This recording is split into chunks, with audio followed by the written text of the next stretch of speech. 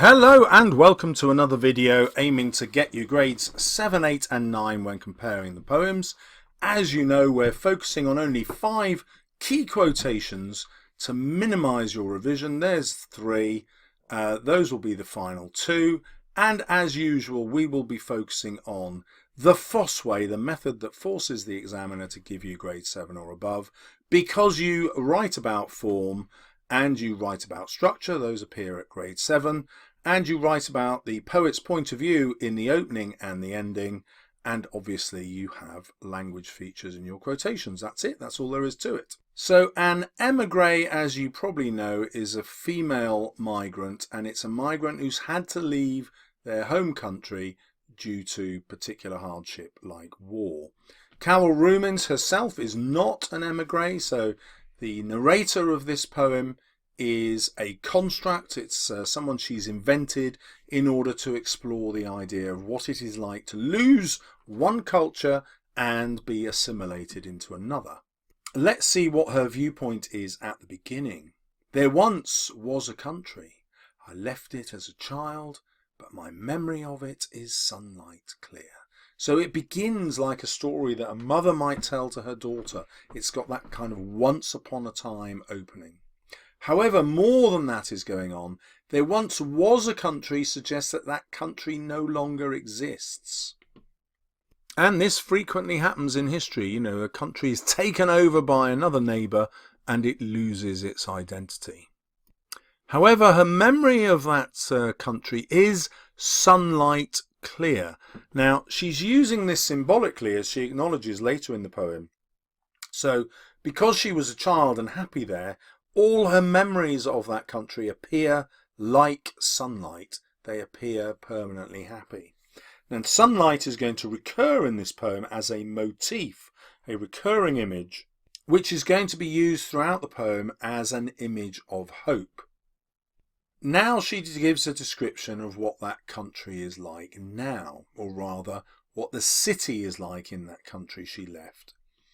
It may be at war, it may be sick with tyrants, but I am branded by an impression of sunlight. So, in a sense, by leaving this city, leaving this country, she has moved to a better place, because it is the new place that she's in, presumably Britain, but not necessarily, is not full of tyrants. It's not a country that is sick, and it's not a country that is at war.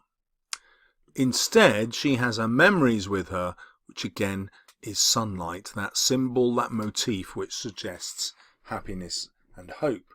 However, heat is also dangerous, and that's alluded to here with the use of the word branded. So let's explore that. Branded is a mark of ownership. And so what this means is that she is owned partly by her childhood memories. That would be a negative thing. You can't escape the past. Perhaps she's asking a wider question here. Are we all branded by our childhoods? Are we all unable to escape the experiences that we had as children? Well, that's a quite interesting philosophical question, and a psychological one. You know, can we escape the experiences of our childhood, especially if they were negative? However, we also have to come back to this idea of sunlight. So although she's marked by her childhood, because her childhood in this other country was positive, as symbolized by sunlight, it means that she carries hope with her all the time, despite the terrible things that are happening to her original country. Now that might be hope for her own life, or it might be hope for a turnaround in the country that she's left. You know, it may recover from its sickness and it may recover from war. She explores this idea of her childhood identity and whether that has made her into a more interesting adult, a happier adult, or a sadder adult. So she carries with her the child's vocabulary. So that's the language that she spoke in her foreign city, in her foreign country, but is also the child's way of looking at the world. It is a much more innocent perspective. Now she looks back on it and she describes that vocabulary as like a hollow doll. Now this simile works on lots of levels. On the one hand, she's referring to that kind of Russian doll. I'm sure you've seen the sorts where you open the head of the doll and underneath it is another doll, and you take the head off that and underneath that is another doll, and so on. And she does that perhaps to locate this city east of the Berlin Wall, which you might not know about the Berlin Wall. It only came down in 1989, but it was a symbol of the political divisions between the West and the communist East. And these were countries which had in effect been swallowed up by Russia to form the Soviet Union. So it works to give us some context, but it also works as a way of describing childhood and her childhood perspective. So calling it a doll suggests that it's not really real, this vocabulary, these memories aren't really real, and then giving it the idea of being hollow means that now as an adult she can look back on that child's perspective and say, well, maybe that wasn't really a full perspective of the world, it was just a hollow one. So now we look at the impressions of sunlight, that motif again, in a different way. So what she's saying now is these memories may have been false. She may just assume that her country was as happy as she was as a child, but actually maybe that was not the case. Maybe that is just a hollow view or just a false representation, as a doll is, a very simplistic representation of real life. So although she has doubts about her memory, the next part of the line shows that she gets over those doubts because her vocabulary opens and spills a grammar. Now, grammar is the structure of language, and what she's saying here is there now becomes a structure to her memories through the language that she spoke as a child. So holding on to that language gives her a real way of getting to the roots of her culture, of her upbringing, of her past, and she now clings on to that. Even if, as part of that, she's clinging on to memories which aren't quite a real description of the truth. They're just the child's perspective. Now, the reason that she does that is she can never go back to this city. As she says here, I have no passport. She simply can't get back to that place. And so now she personifies the city. It lies down in front of me, docile as paper.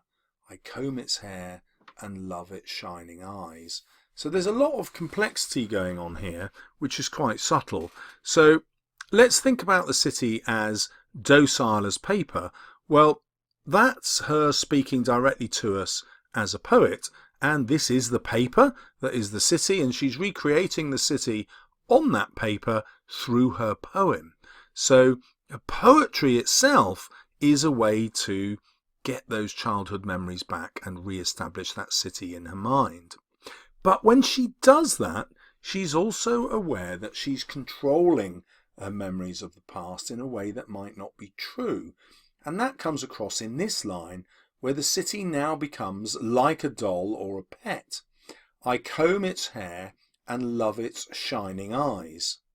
So this conveys how much attention she's giving to her memories and to her past, but there's also something slightly false about it. The shining eyes of a doll are not actually seeing eyes, they're blind. And so this could convey that her image of her past is a false projection. It's not really how things were. Her image of her country and her city might also be false. It might never have been this sunlight-filled city that she imagines. That was just her childhood memory. We also get here, I think, a great sense of loneliness. There are no other people in her new city who have come with her. And so she feels like a child who's been uprooted and saved, whereas her parents have not. They've stayed behind. And that's why we get this symbolic repetition of the idea of the doll. She's only able to recreate versions of her past, but they're not real. They're still doll-like. They're not people. And it's interesting here that she loves its shining eyes, but they don't return the love to her because those eyes, of course, aren't real, and the city can't return its love to her because she can never go back to it. She's cut off for it forever. Then we have a Volta turn in the poem where she seems to be under threat from the people who are still ruling that city from her past. Now, our interpretation here all depends on who we interpret they to be. So the they that mutter death may be the tyrants in the new city reaching out to her as an emigre and saying she still threatens them. We can easily see that in news items like this one from The Guardian. You might remember the poisoning case of the Skripals in Salisbury, just down the road from me, where a Russian spy, a former Russian spy, Sergei Skripal, was attacked with this nerve agent, but so was his daughter Yulia. Now, although this poem was written before these events, those kinds of events have been commonplace in history and even in our own. So the they might be the tyrants of her old city reaching out to punish her because she's left and still has a voice, presumably, against the regime there. However, the they may also refer to us, the people in the country that she's come to. This again is pretty topical. So racism has risen since the Brexit vote, and that's a finding from the United Nations. So again, the they could be people in this country rejecting the migrant from settling there. However, faced with whichever they it is, she feels she is saving her city. So by going back to her childhood and holding on to her language and her vocabulary, she's actually saving the memory of her city, and perhaps saving it not just for herself but for others. And then this final line, this lovely contrast between shadow and sunlight. My shadow falls as evidence of sunlight. In other words, the fact that she's still casting a shadow, her body is still there, she's grown tall, is proof that her original upbringing was a positive thing. Her city was positive because she still carries that happiness, that symbolic sunlight with her. There is, of course, a possibility of tragedy here because the shadow follows after death.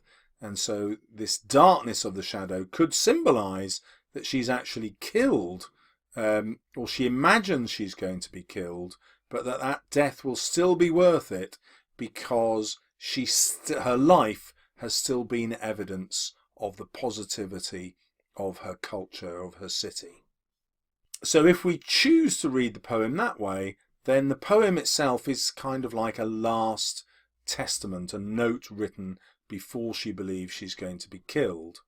Of course, it doesn't have to be anything as dramatic as that. It could simply be a poem written to show how we ought to value her experiences as an emigre. Even though she is completely different to us, she brings something completely positive, emphasized again through that motif of sunlight. Okay, let's go back to the Fosse Way. We haven't really discussed the form yet, and remember, you want to do that at the beginning of your essay because it controls the way the examiner thinks about you. Well, the poem doesn't really have a form. It doesn't rhyme. The first stanza is 8 lines long. The second stanza is 8 lines long. It looks like it's going to develop a form, but when we look at the number of syllables per line, they don't match. And the final stanza, annoyingly, has 9 lines instead of 8. So that's where the pattern's broken. So we could argue that that emphasizes how important the final line is.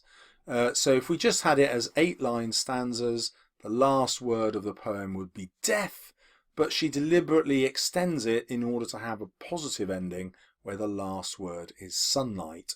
And we could definitely use that to interpret this poem as a celebration of a culture allowing immigrants and emigres into it, because ultimately they offer sunlight to us. They enrich our society rather than kill it off, as symbolized by the word death. So I can now link that only interesting feature about the form to the author's, the poet's point of view at the ending of the poem, where she's suggesting that we should embrace people from another culture because their culture will enhance our own just like sunlight does. It also suggests that when we get to know the individual, we also get to know the whole culture that is behind them, which is symbolized by the city which is hiding behind me. So I've been an immigrant myself, an illegal immigrant to Canada, so that interpretation certainly suits me. I got deported, I'm not allowed back. My father was an immigrant to England from Spain, so obviously I've got a vested interest in interpreting the poem that way. I very much hope that it's an interpretation that works for you. Even if it doesn't, though, you can still write about it that way in the exam, because it gives you something to write about the form, which forces you to get grades 7 and above. And the good news is, by writing about that extra line in the final stanza, we're also explicitly writing about the structure of the poem. So we've covered everything the examiner needs to give us at least a grade 7. As usual, you then write about your other poem, also following through the same structure, and you are sorted. The grade 7 or higher is yours. Please give me some comments below if there's anything you want to explore further in the poem, and as usual, don't forget to subscribe. See you soon on my channel.